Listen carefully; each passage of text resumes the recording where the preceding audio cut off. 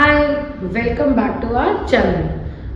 Today I will give you the important topics of economics class 10th chapter development. So let's start. देखो अब exam pass आ रहे हैं तो थोड़ी बहुत एग्जाइटी तो है, चैप्टर को कैसे कवर करें, तो इतना परेशान होने की कोई ज़रूरत नहीं है। सबसे पहले हम इकोनॉमिक्स कवर करेंगे, उसमें मैंने बताया है first chapter development.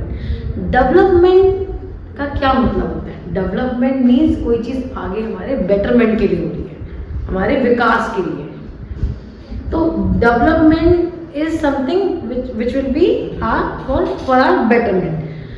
Development suppose for a girl is equality in the society, वो भी तो चाहती है ना उसको इक्वल ट्रीटमेंट मिले, तो वो उसके लिए डेवलपमेंट है।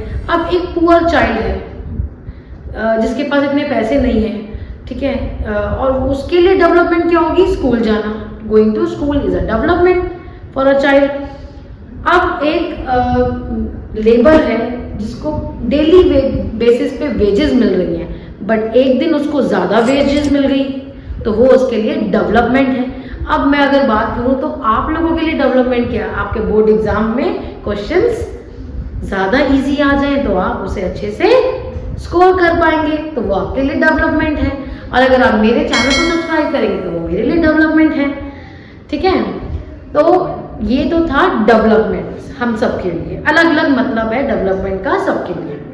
अब अगर हम बात करें, कई बार ऐसा होता है कि इफ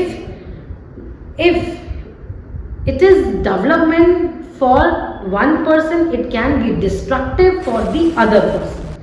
अब कैसे?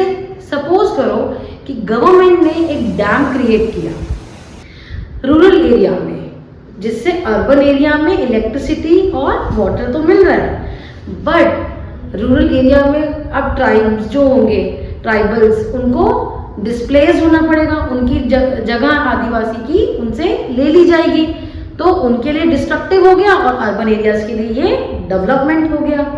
तो ये तो था development.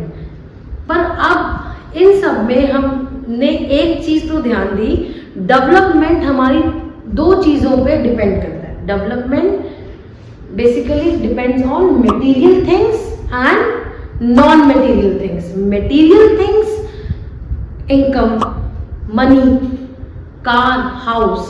Non-material things, food security, equality, freedom, security, non-material things. अब हम बात करें, अगर हमारी अच्छी इनकम है तो हमारे पास अच्छी कार होगी, हमारे पास अच्छा हाउस होगा, पर इसके साथ साथ हमें इक्वालिटी भी चाहिए सोसाइटी में। तो जितना मटेरियल थिंग्स हमारे लिए इम्पोर्टेंट है, उतनी हमारे लिए नॉन मटेरियल थिंग्स भी इम्पोर्टेंट है। अब हम बात करते हैं कि डेवलपमेंट, वर्ल्ड की डेवलपमेंट के बारे में, देश के बारे में तो हम बात ही नहीं कर रहे अभी तक, तो हमने सिर्फ अपने अपने बारे की डेवलपमेंट बताई है। तो देश की डेवलपमेंट अगर हम बात करें तो हमें कैसे पता चलता है कि कौन सा देश, कौन सी कंट्री डेवलप्ड है? On the basis of income. If I say USA is developed, India is developing, how can we say that? By knowing the income of the country. But not only the income, we have to measure the average income of a country. Average income of a country is total income of people upon total number of people in the country. And average income को ही हम पर capita income बोलते हैं। अब अगर हम बात करें पर कैपिटा इनकम, तो जिस कंट्री की पर कैपिटा इनकम $49,300 से ज्यादा होगी, वो कंट्री रिच कंट्री कहलाई जाएगी। We will call it rich country. And if the per capita income is below 2500, if the per capita income of the country is below 2500, so it will be called low income country. तो अब हम बात करते हैं India की जो है हमारी, वो US डॉलर 6700 पर एनम है। तो कुछ समझ आया क्या है ये? बताओ ये क्या है? ये डेवलपिंग कंट्री। अब अगर हम बात करें इसके बाद, तो ये तो हमने पर कैपिटा इनकम के बेस पे ये पता लगाया कि कौन सी कंट्री लो इनकम में आ रही है और कौन सी रिच में आ रही है। अब अगर हम देखें तो कुछ जगह पे जो ये पर कैपिटा इनकम है वो डिस्पैरिटीज को हाइड करता है।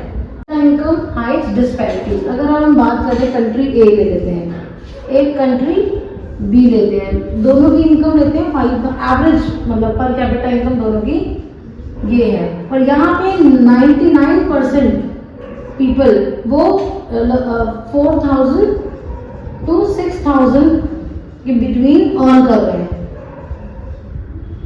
It means resources and money is equally distributed, and if I say here in this less मतलब 90% सपोज करो यहाँ पे लोग वो 500 से भी लेस अर्न कर रहे हैं और 10% यहाँ पे लोग 50,000 अर्न कर रहे हैं। तो जो ज्यादातर जो 10% रिच होंगे वो अपना ज्यादा मतलब इट्स लाइक कि अनइक्वल है ना ये, मतलब यहाँ पे 90% तो 500 से भी कम कर रहे हैं और यहाँ पे 10% ही 50,000 को अर्न कर रहे हैं। तो इसमें इक्वालिटी नहीं है, रिसोर्सेज एंड मनी जो है इसमें इक्वली डिस्ट्रीब्यूट नहीं हो रही, not equally distributed. So this is the example where we can say high disparities. अब देखो हमने अभी पढ़ा था ना कि US डॉलर 49,300 से अबव पर कैपिटा इनकम में रिच कंट्रीज आती हैं। बट देखो कुछ कंट्रीज ऐसी हैं जिनकी पर कैपिटा इनकम इससे ज्यादा होने के बाद भी, ठीक है, वो डेवलप्ड कंट्रीज नहीं होती हैं। क्यों नहीं होती हैं?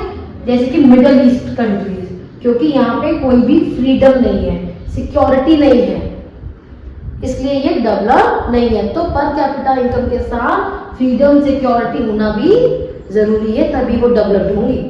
आई hope you all have understood the concept. Now wait for the part 2। I hope you like this video. Please share, like and subscribe to our channel. Bye.